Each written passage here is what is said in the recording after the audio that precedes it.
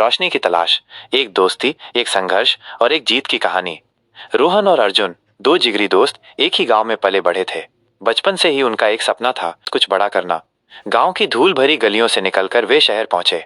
रोहन ने अपने हाथों से जादू करना सीखा और एक छोटा सा कैफे खोलने का सपना देखा, जहां वो तरह तरह की कॉफी और मिठाइयां बना सके।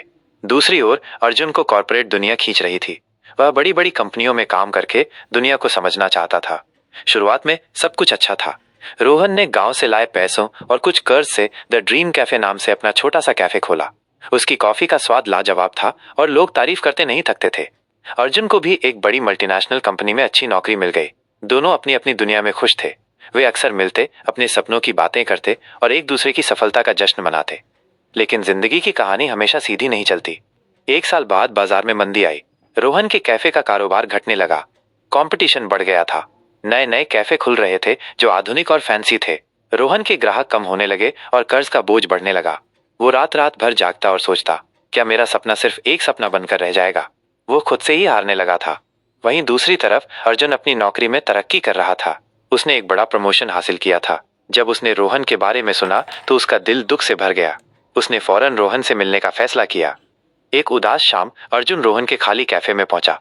रोहन एक कोने में सिर झुकाए बैठा था। रोहन, क्या हुआ है? अर्जुन ने पूछा। रोहन ने एक गहरी सांस ली। कुछ नहीं यार, बस लगता है मेरा सपना टूट रहा है।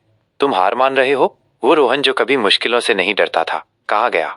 अर्जुन ने रोहन की आंखों में देखते हुए कहा। रोहन ने निराशा से जवाब दिया, अब हिम्मत नहीं है, लगता है मैंने गलत रास्ता चुन लिया था। अर्जुन को पता था कि रोहन को सिर्फ सांत्वना नहीं बल्कि एक योजना की जरूरत थी।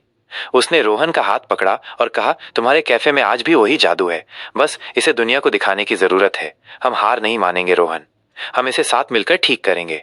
अर्जुन ने रोहन को टर्म्स ऑफ कंडीशन समझाई। उसने कहा, देखो हम इसे एक प्रोजेक्ट की तरह करेंगे। मैं अपनी मार्केटिंग और बिजनेस की समझ यहाँ लगाऊंगा, लेकिन इसके लिए तुम्हें भी कुछ शर्तें माननी होंगी। शर्त एक, कोई हार नहीं मानेगा। सबसे पहले अर्जुन ने रोहन से यह वादा लिया कि वो अब से हार के बारे में नहीं सोचेगा। डर को किनारे रखो, तुम एक आर्टिस्ट हो और तुम्हारी कला को दुनिया के सामने लाना है, अर्जुन ने समझाया। शर्त दो, बदलाव को स्वीकार करना होगा। अर्जुन ने रोहन को समझाया कि उन्हें नए तरीके अपनाने होंगे। हम सिर्फ कॉफी नहीं बेचेंगे, हम एक अनुभव बेचेंगे। हम मेनू में बदलाव करेंगे, नए पकवान और ड्रिंक्स लाएंगे। हमें सोशल मीडिया पर एक्टिव होना होगा। शर्त तीन, कड़ी मेहनत और लगन से काम करना होगा। अर्जुन ने कहा, ये 1 महीने का फिक्स प्रोजेक्ट होगा, हम दिन रात काम करेंगे। मैं भी अपने काम के बाद यहाँ आऊंगा। हमें अपने आप को साबित करना होगा। रोहन को अर्जुन की बातों से प्रेरणा मिली। उनमें फिर से एक नई उम्मीद जगी।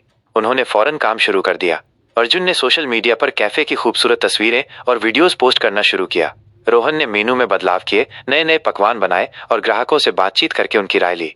उन्होंने एक खास ओपन माइक नाइट शुरू की, जहां लोग आकर गाना गाते, कविताएं सुनाते। शुरू में सब कुछ आसान नहीं था। कई बार उन्हें निराशा हुई, लेकिन वे एक दूसरे को प्रेरित करते रहे। जब भी रोहन थक कर रुकने लगता, अर्जुन उसे वो पुरानी बातें याद दिलाता। याद है, हमने कहा था कि कभी हार नहीं मानेंगे, और रोहन में एक नई ताकत भर जाती। 1 महीने बाद द ड्रीम कैफे पूरी तरह से बदल गया था। यह सिर्फ एक कैफे नहीं बल्कि शहर का सबसे पसंदीदा हैंगआउट स्पॉट बन गया था। कैफे में हमेशा ग्राहकों की भीड़ रहती। रोहन का कर्ज उतर गया था और उसका सपना फिर से जिंदा हो गया था।